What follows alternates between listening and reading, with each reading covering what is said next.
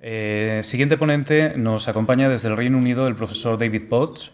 Es profesor de Ingeniería Geotécnica en el Imperial College de Londres, donde ocupa lo que en España podríamos denominar una cátedra extraordinaria o una cátedra empresarial. Fue director de la sección de Geotecnia y director adjunto del Departamento de Ingeniería Civil y Ambiental del Imperial College. Es el desarrollador principal de la plataforma computacional Programa de Elementos Finitos, también del Imperial College. Ha ayudado al diseño de una variedad de proyectos geotécnicos en el Reino Unido y en el extranjero durante más de 40 años. Es autor de más de 400 publicaciones técnico-científicas y autor principal de 2 libros de texto sobre análisis de elementos finitos en ingeniería geotécnica. Ha recibido más de 20 premios y medallas por su trabajo y ya voy a decir lo último de su currículum por intentar acortarlo, que es muy largo. Es miembro de la Real Academia de Ingeniería del Reino Unido. El profesor Potts, el título de su ponencia es Modelado numérico de estructuras termoactivas como parte de sistemas de obtención de energía subterránea. Profesor, cuando quiera.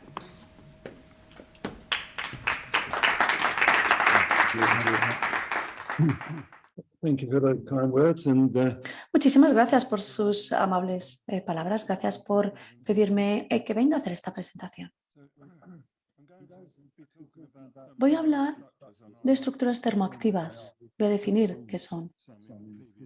Hemos visto algunas en la presentación anterior.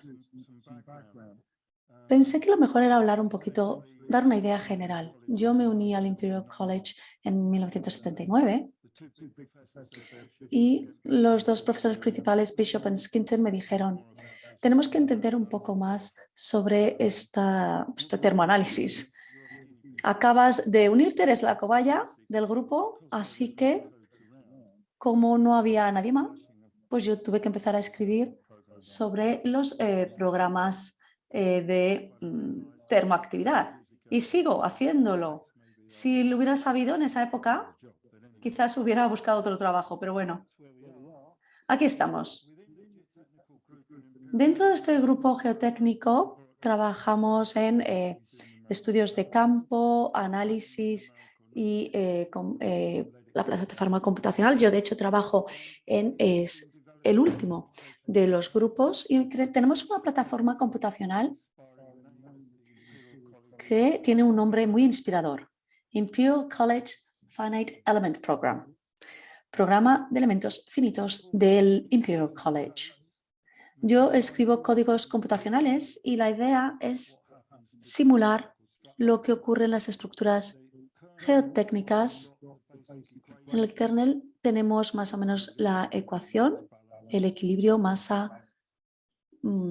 equilibrio de masas, equilibrio energético, y luego tenemos que fijarnos en cómo vamos a solucionar ese equilibrio de forma numérica, con diferentes abordajes. Obviamente, lo que causa el problema es el material trifásico, que actúa de una forma no lineal y actúa de cualquier forma posible. Así que eso es lo que está en el centro. Dependiendo de las ecuaciones, podremos hacer dinámicas saturadas, no saturadas, con esas células. Como habéis visto en presentaciones anteriores, tenemos túneles, paredes, paneles, pantallas. Tenemos que trabajar con todo eso, incorporarlo, y luego la interfaz entre ellos. Esto se puede aplicar a diferentes cosas que se utilizan en la investigación y en la industria. Creo que el trabajo más prestigioso en el que se ha utilizado fue para la estabilización de la Torre de Pisa, aunque bueno, no fue un reto académico tan alto como el de otros proyectos. Pero nos vamos a fijar en estas estructuras termoactivas, que son esto que podemos ver aquí. Estos son mis compañeros que han estado trabajando ya desde hace 10 años en ello. Todos ellos y ellas han participado en la presentación. ¿Y qué queremos decir con geoestructuras, geotérmicas u otras? Cuando nos fijamos en la parte geotérmica, lo que queremos hacer es extraer o introducir energía a la Tierra. Así que podemos utilizar la Tierra para sacar o introducir calor. Así que es como si fuese una gran batería, la Tierra. Y lo podemos hacer de dos formas. Con un sistema de bucle abierto, que no es del que voy a hablar, pero bueno, simplemente para que lo veáis. Todo sistema cerrado empezó con un abierto, en el que aquí tenemos la extracción, en este caso de agua caliente, porque está en rojo, utilizamos esa agua caliente para calentar el edificio, lo que luego la bajamos el agua y vuelve al acuífero. Tenemos que bombearla otra vez de entrada porque si no tenemos deformaciones de la superficie y que pueden afectar no solo al edificio, sino a todas las estructuras y servicios adyacentes al edificio. Normalmente son bastante profundos, aunque sí que tenemos algunos menos profundos en el Reino Unido. La alternativa es, en vez de tener algo a lo que luego tengamos que volver a introducir el agua, mezclamos el líquido, el agua, con algún tipo de anticongelante a través de una tubería que cruza la tierra, hace un intercambio de calor y luego lo vuelvan a introducir en el edificio. Lo vamos a ver ahora en más detalle. Casi todos los sistemas son de bucle cerrado porque el agua queda en el bucle y lo podemos hacer en partes de la estructura en su totalidad. Podemos ver aquí los diferentes pilotes, podéis ver aquí las tuberías de PVC, un único bucle en estos pilotes.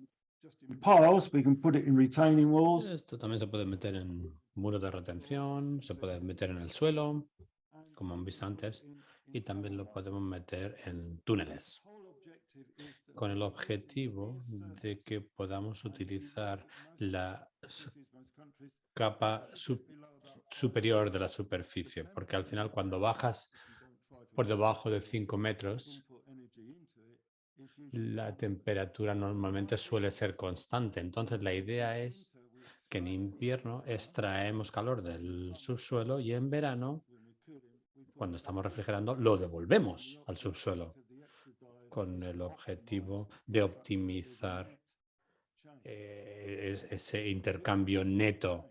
Porque si el intercambio es neto, entonces podemos equilibrar un poco el sistema. Eso es lo que estamos intentando describir con este tipo de estructuras. Lo que voy a hacer ahora es hablar de lo que es la extracción de calor o la devolución de ese calor al suelo y de cómo eso afecta a las estructuras adyacentes. Eso es un poco a grandes rasgos lo que voy a estar presentando. Voy a empezar mostrando una ecuación que explica o nos puede ayudar a entender pues, la complejidad y la incertidumbre asociada a este intercambio. Luego voy a mostrar un ejemplo, vamos a ver una serie de pilotes, túneles y revestimiento de túneles para poder entender cómo se comportan estas cosas y cómo afectan las unas a las otras. Y esto desde el punto de vista del diseño de las estructuras en sí y de cómo cuando vamos a extraer calor o a devolver calor al suelo, eso puede tener un impacto en las superficies adyacentes o las estructuras adyacentes.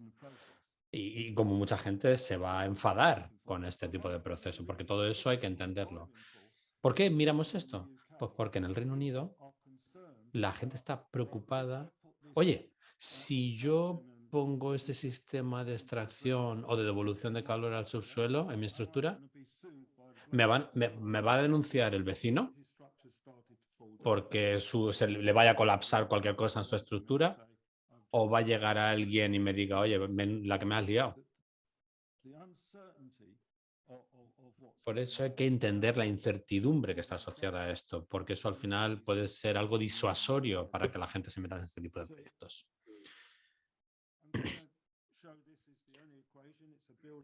Esta es la ecuación que he comentado antes. Esta básicamente es una ecuación matricial. Como se ve aquí, aquí se muestra el comportamiento mecánico de los suelos, donde estamos viendo determinadas fuerzas y desplazamientos. Cuando éramos estudiantes, a todos nos enseñaron esta ecuación cuando analizábamos estructuras. Y lo que es importante es que definamos cuáles son las fuerzas que afectan al suelo y cuál es la rigidez de nuestro suelo.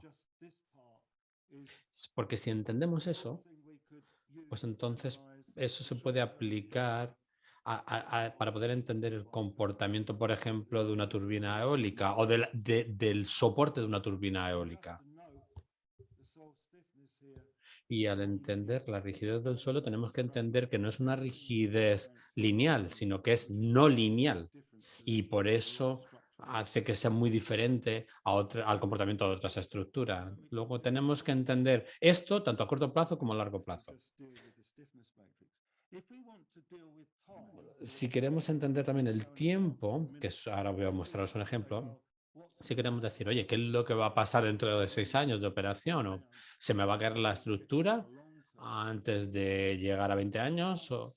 Pues entonces lo que tenemos que introducir nuevas variables en nuestra ecuación. Tenemos que entender el comportamiento hidromecánico de los suelos.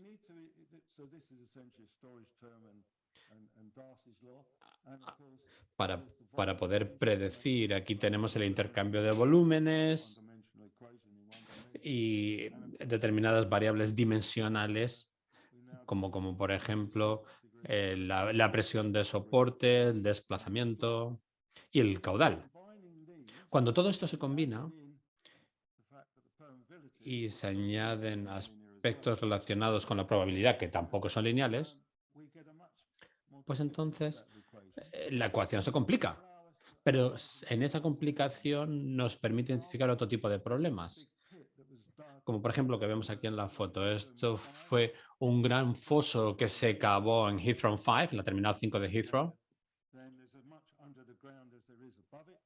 Porque la terminal, lo que es interesante de la terminal de 5 de Heathrow es que la misma parte de hay tanta terminal por encima del suelo como en el subsuelo. Y es importante por eso que entendamos cómo se comporta esta estructura en el largo plazo.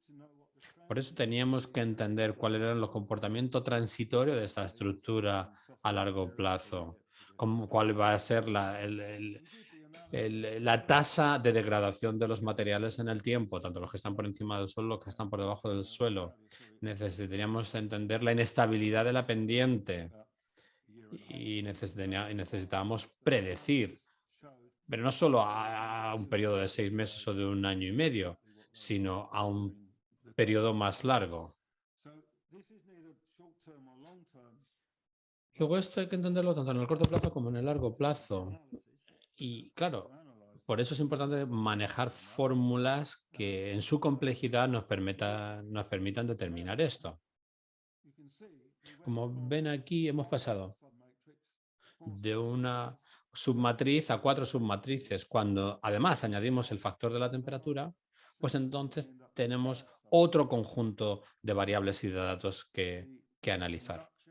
Aquí podemos ver los términos de conducción, es decir, la forma en la que el calor penetra por un sólido, y también el factor de vección. Si el agua se calienta, el calor viaja con ese agua y eso puede provocar determinados problemas que tenemos que entender. Aquí la temperatura se ve que afecta a la ecuación de equilibrio porque la temperatura causa una expansión. Cuando calientas algo, ese algo se expande. Entonces, el agua a veces se expande más que otras partes. Cuando tú calientas algo, se causan determinadas presiones y eso reduce determinadas tensiones y en esa reducción de tensiones se pueden producir demasiados fallos. Entonces, la temperatura afecta tanto a la viscosidad como a la densidad del agua. Luego, hay muchas interacciones en esta fórmula y es importante entenderlo. Y para entenderlo necesitamos utilizar estos parámetros adicionales que además no son lineales. Para analizar un problema THM, que es la mecánica, el comportamiento termohidrodinamicano, Hay que utilizar este tipo de fórmulas. Y si la fórmula la creamos de forma correcta, vemos que todo se complica, pero también te da más respuestas y más incertidumbres. Por eso necesitamos más parámetros que nos permitan corregir determinadas incertidumbres, por ejemplo, asociadas al tiempo, al espacio, a la temperatura y a la presión. Cuando además se mira el software que se ha utilizado para poder gestionar este tipo de resultados, hay que asegurarnos que los softwares se han programado con las ecuaciones adecuadas. Y si no tienen las adecuadas, hay que analizar qué ecuaciones se están utilizando para ver qué otras ecuaciones se pueden utilizar para establecer factores de corrección. Bueno, una vez tenemos esa ecuación, podemos analizar los problemas que se han estado mencionando esta mañana. Aquí tenemos un suelo en el que se mete una tubería o un pilote, en este caso para extraer calor. Ese fluido pasa a través del pilote de la tubería, se calienta el suelo, entra a nuestra bomba de calor, la bomba de calor extrae ese calor, reduce esa temperatura al comprimirlo y se devuelve otra vez al subsuelo. Y eso es un lazo cerrado. Con respecto al agua caliente, lo mismo, pero a la inversa.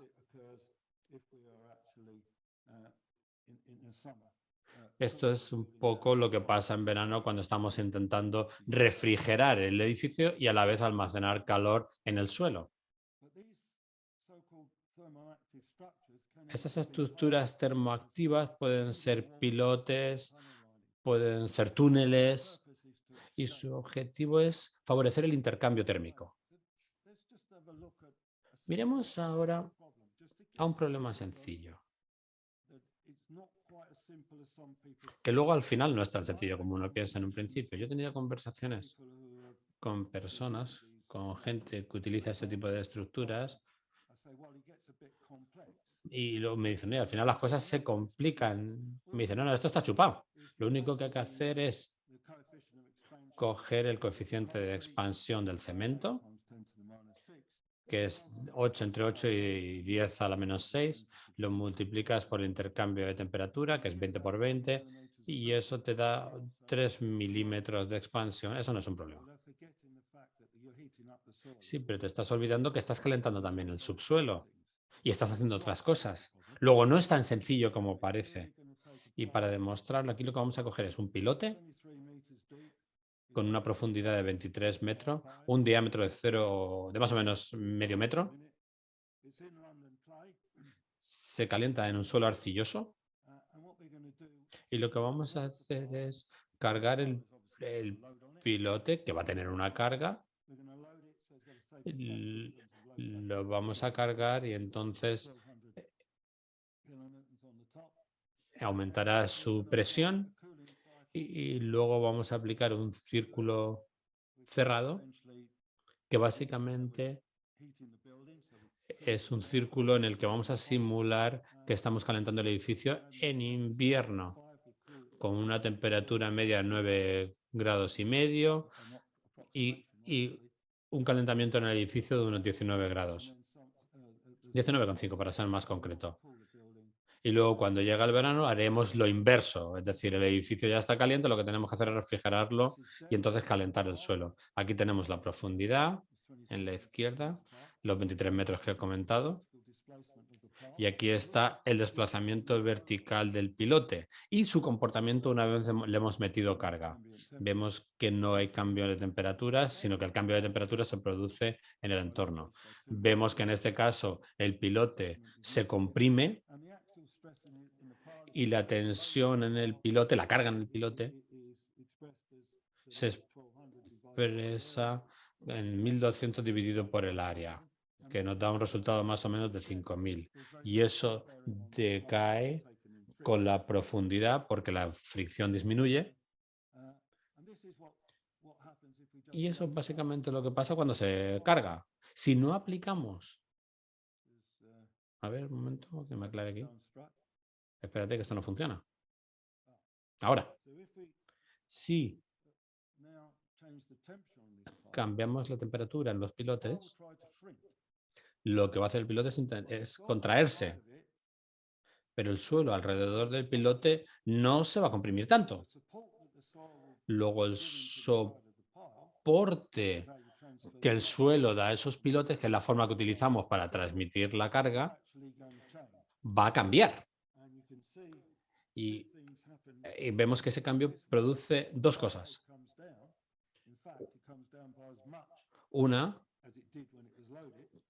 que se reduce la presión sobre el pilote y también que hay un cambio en el estrés al que está sometido el pilote, porque como digo, esa fricción ha cambiado, porque el movimiento relativo entre el pilote y el suelo ha disminuido, ha cambiado.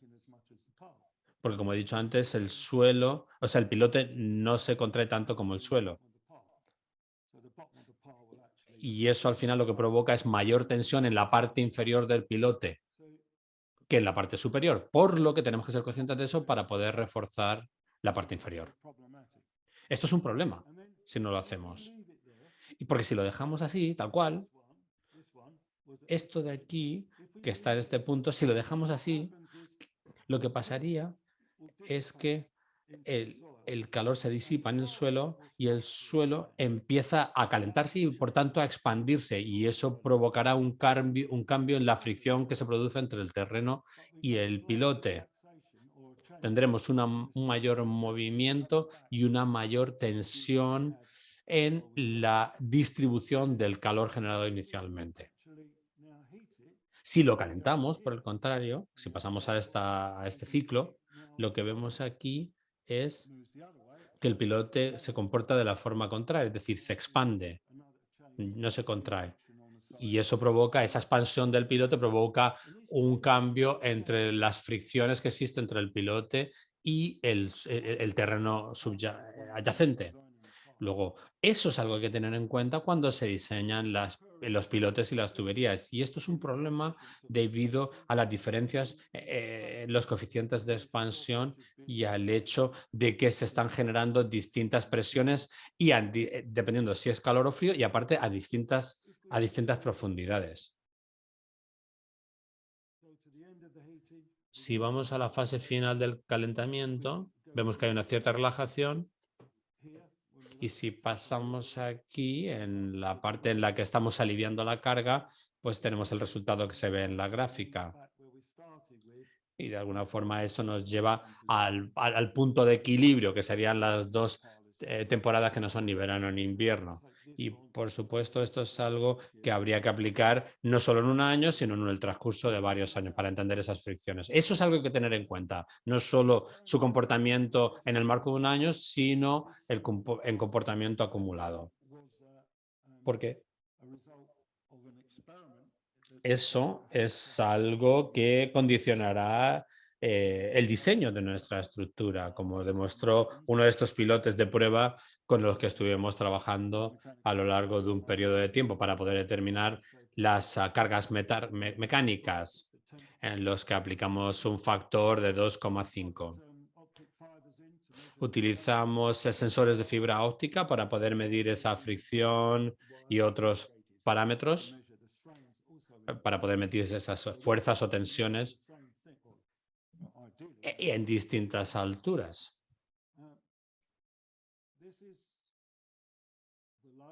Aquí vemos la carga antes de que se produjera un cambio de temperatura en el fluido. Aquí vemos, por ejemplo, la tasa de vibración y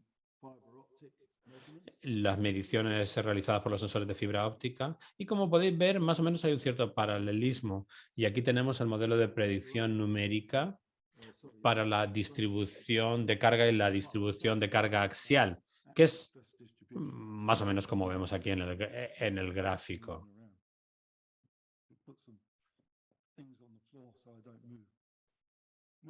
Bueno, esto es lo que se aplica a las tuberías y esto es lo que pasa al final del periodo de refrigeración. Ves que una cierta discordancia entre las mediciones, seguramente debido al efecto de que a que los efectos de las temperaturas no han sido bien recogidos o considerados por nuestra instrumentación, pero como podéis ver, hay un cierto paralelismo, aunque no se puede superponer uno al otro y decir que concuerdan totalmente. Y esto es lo que pasa, la gráfica del centro es lo que pasa cuando refrigeras y la de la derecha es lo que pasa cuando calientas. El comportamiento, ese comportamiento hay que entenderlo para poder tenerlo en cuenta en el diseño, ¿no? Porque los comportamientos cuando calientas o enfrías el fluido difieren. Pero como podemos ver, los datos numéricos nos están dando información que de alguna forma concuerdan con lo que se ve en el piloto de prueba. Luego nos dice, eso nos permite predecir. Cuando hay carga, esa carga se distribuye de forma distinta en distintos lugares del piloto. Vamos a ver ahora lo que se ha visto en el campo de prueba, no solo los cálculos. Aquí tenemos una serie de pilotes distribuidos de manera simétrica con un espesor de 1 metro y un diámetro de 0,9. Si todos los pilotes tuvieran la misma profundidad, los del exterior, pues obviamente se habían afectado por una mayor carga, por unas mayores tensiones que los del medio. Así que cuando diseñamos los pilotes, es importante que los pilotes externos no sean tan largos para que se vean sometidos a una menor carga, para asegurarnos que tenemos una distribución más o menos homogénea de las cargas en los distintos pilotes, porque si no lo hacemos así, entonces se puede producir una cierta deformación. Si nos fijamos aquí, tenemos la fuerza de colapso. A ver, espera un momento. ¿Dónde estoy? Aquí podemos ver el pilote con su profundidad. Aquí el pilote central, ponemos la carga en el pilote de 2,5, mantenemos esa carga constante y esta es la distribución de la carga en los pilotes centrales. Simétricamente es igual. Y luego ajustamos las diferentes partes para poder tener algo que parece que tenga la misma carga, que no sea muy diferente la carga. De 3,67 o algo así, podríamos decir. Para que sea más o menos la misma carga en todo. Ahora aplicamos el cambio de temperatura. Lo vamos a refrigerar, vamos de las líneas rojas al azul. Solo queremos refrigerar, solo vamos a hacer los pilotes en el exterior termoactivos, porque queremos solo hacer estos termoactivos porque los del centro no es necesario porque se van a ver afectados por los que le rodean. Podríamos hacerlo. Podríamos hacer incluso solo los de las esquinas. Pero bueno, en este caso, que es más realista, hemos escogido solo los del exterior. Como los estamos refrigerando, los periféricos van a intentar encogerse. Así que la carga axial en esos baja, que es lo que es de esperar. Pero la carga en esa balsa es la misma, así que hay algo más que tiene que tener esa carga, que tiene que obtener esa carga. Los centrales tienen, de hecho, un aumento en la carga, aunque se estarán refrigerando por los de fuera. Y esta carga es una parte sustancial de la carga inicial. Así que cuando vamos a diseñar el refuerzo en estas cargas, tenemos que pensar en que esta no es la carga máxima para la que debería haberlo diseñado. Además, ahora tenemos otras cargas diferentes en los centrales.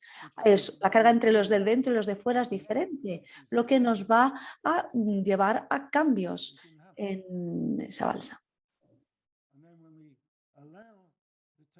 Cuando permitimos que las temperaturas se permanezcan en esos 6 meses, luego tenemos la Tierra que también se empieza a refrigerar, no solo los pilotes, si hay una relajación hasta los valores iniciales de esa acción de fuerza en el piloto. Luego lo calentamos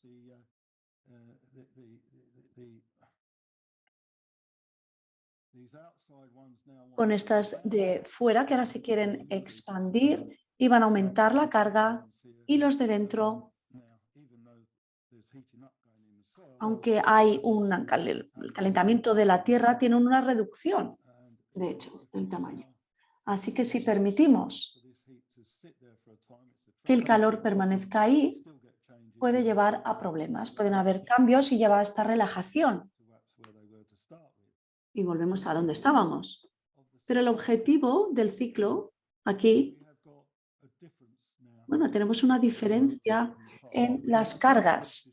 Hemos escogido esta distribución de cargas en la refrigeración y calefacción que hacemos en nuestro ciclo cerrado. Así que aquí podemos ver el túnel. Aquí la historia dice que cuando construimos esta línea, la que llamamos la línea Elizabeth, pues estuvieron 3.000 millones por encima del presupuesto, de hecho. Y bueno, la verdad es que ahora está funcionando. Ayer pasaba por Hyde Park Imperial College, está aquí a la esquina, en la esquinita, y lo instrumentamos de esa forma, no es termoactivo. Aquí tenemos el plano transversal para ver dónde están los túneles, y básicamente cuando hicimos el acoplamiento termohidromecánico, empezamos primero con unos túneles hacia el oeste, luego hacia el este, tras 10 meses. Y bueno, hay diferentes capas en el terreno londinense. Cuanto más lo investigamos, más complejo sabemos que es. Y cuando lo analizamos numéricamente, utilizando la hidromecánica, producimos los movimientos de tierra que existen. Bueno, todo esto está publicado. Así que cogimos este panorama y dijimos, ¿y qué pasa si cogemos uno de estos túneles y lo cerramos? Extraímos el calor. Extraímos 15 grados y esperamos un mes, y en este caso específico lo mantuvimos. No hicimos ningún ciclo, solo queríamos ver qué le pasaría a la superficie terrestre, porque es importante cuando analizamos túneles, y el efecto que uno puede tener en el siguiente y en sí mismo. Aquí en este diagrama podemos ver que tras un mes podemos ver, conscientes de la temperatura, está refrigerándose, y podemos ver que con el paso del tiempo la Tierra empieza a enfriar el túnel, y eso cada vez hace que sea más y más ese enfriamiento y afecta más cantidad de tierra. Pero si nos fijamos en los segmentos en la superficie, en rojo, es medido y predecido, es el asentamiento terrestre debido a la construcción. Únicamente tenemos 5 milímetros de movimiento más o menos. Si luego nos fijamos en el movimiento añadido tras un mes, es este. No es el total, es lo que ocurre solo para enfriarlo. Y después de 6 meses tenemos esta línea punteada, luego un año, y así. Así que sí podemos decir que realistamente enfriásemos este túnel durante 6 meses y luego lo calentásemos, podemos ver un movimiento de 4 milímetros. Es decir, el movimiento de la superficie causado por el uso de este túnel como estructura termoactiva es bastante sustancial cuando lo comparamos con lo que ocurre debido a la construcción. Lo que es interesante, si nos fijamos en el túnel hacia el oeste y nos fijamos en los movimientos y la convergencia que tenemos en el túnel, normalmente vemos la convergencia horizontal, que es cambio en el diámetro horizontal y vertical. Aquí tenemos las cifras que obtenemos. Este es el vertical y este es el horizontal. En 2 puntos interesantes. Uno, ocurre muy rápidamente. Ni siquiera necesitamos 6 meses para ver la cantidad máxima. Tenemos esta forma exagerada, pero estas cifras son muy pequeñas, un par de milímetros.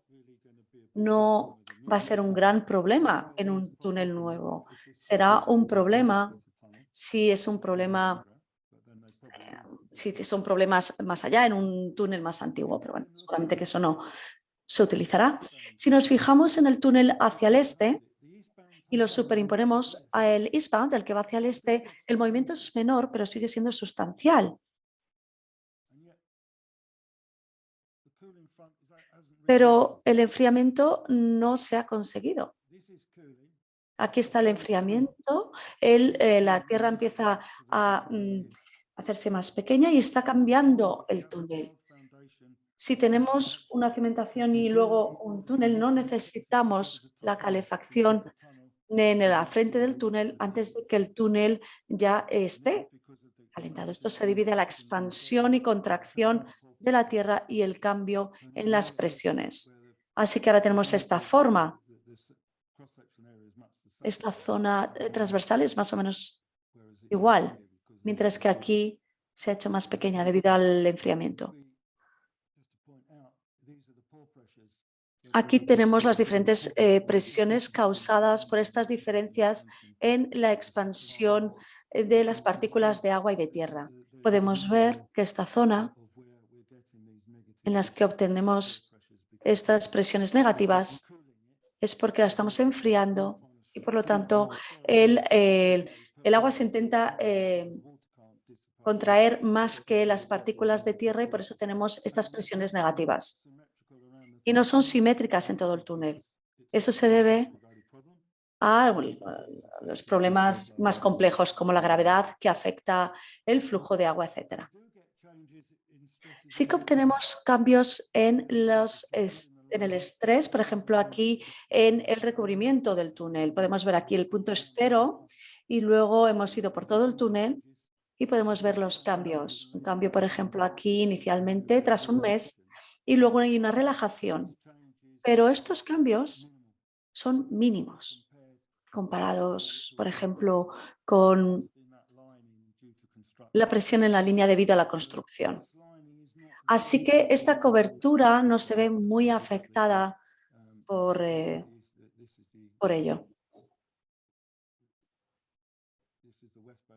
Este es el westbound, el que va hacia el oeste. Aunque lo hemos enfriado, no se ve muy afectado. No tanto como los pilotes.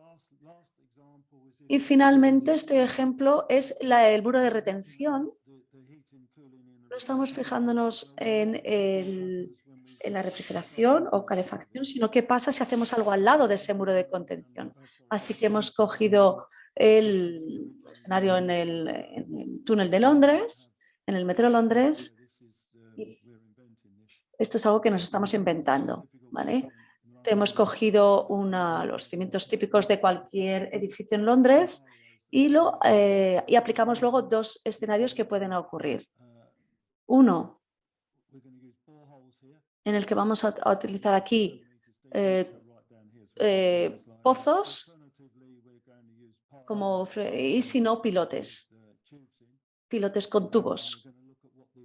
Y nos fijamos en lo que ocurre, qué le pasa a ese muro de retención. Aquí cuando lo estamos calentando podemos ver, bueno, lo obvio es que esos pozos, la temperatura es mucho mayor, pero en un área mucho más pequeña, más que en los pilotes termoactivos. Otras cosas interesantes, aunque cambian en 15 grados la temperatura y 15 grados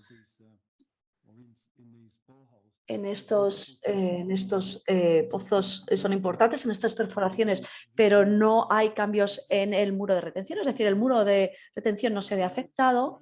Si nos fijamos en el movimiento de la tierra en la superficie, que podría ser interesante, bueno, pues si estamos expandiendo e inyectamos térmicamente en la tierra, podemos ver movimientos en la perforación, en ese pozo.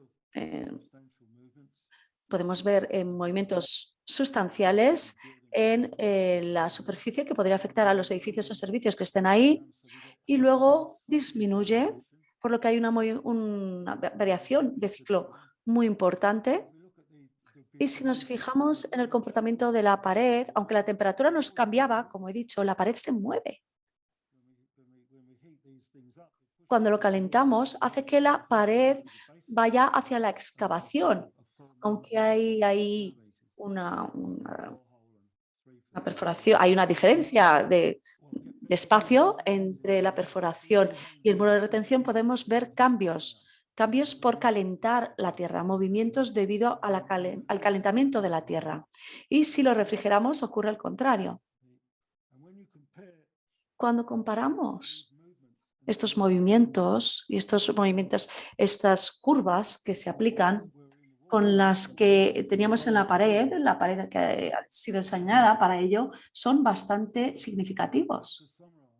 Así que para resumir, los efectos térmicos, cuando hacemos este tipo de trabajo, son importantes o pueden ser importantes en el diseño, para el diseño. Y no solo la estructura que tiene los tubos, las tuberías y que es activo, sino lo que hace al resto de las estructuras a su alrededor, sus efectos. Algunas de estas fuerzas y movimientos pueden ser muy importantes y tienen que gestionarse. Es un problema temporal. Por ello necesitamos ese análisis numérico avanzado. Pero como podemos analizarlo, podemos ajustar las estructuras para solucionar el problema. Así que creemos, y creo que los consultores y los contratistas también creen, que al tener las herramientas podemos deshacernos de estos problemas que estaban teniendo y que decían, ¿deberíamos hacerlo o no? Vamos a enfadar a los vecinos de al lado porque empiezan a tener grietas en los muros.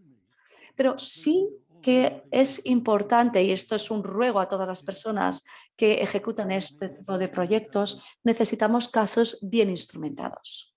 Por favor, bien analizados. Cuando los analicen, asegúrense de que los instrumentos no se van a ver afectados por los cambios térmicos, porque como habéis visto, con las fibras ópticas, etcétera, no siempre se obtienen los resultados que esperábamos.